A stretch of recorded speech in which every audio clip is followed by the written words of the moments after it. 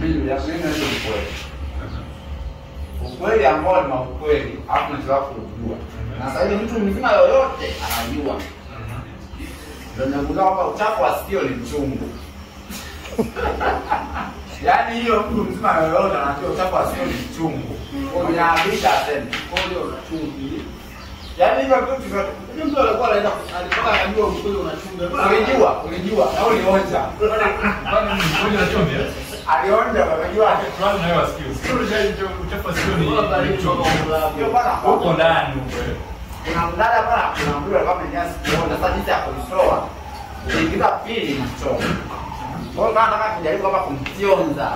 Ndio kumnyonya yani mnyonye yule mdudu atoke kwa mnyonyo.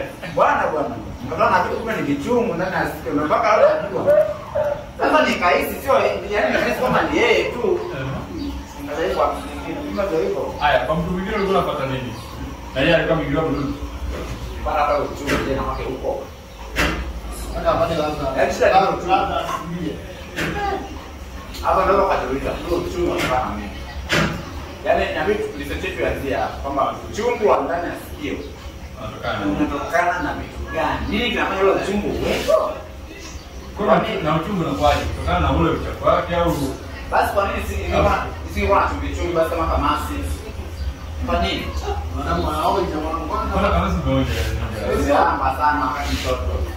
Kamasi. Ayo. Wewe. Kwa nini jamaa maana anatoa chakula cha ndani?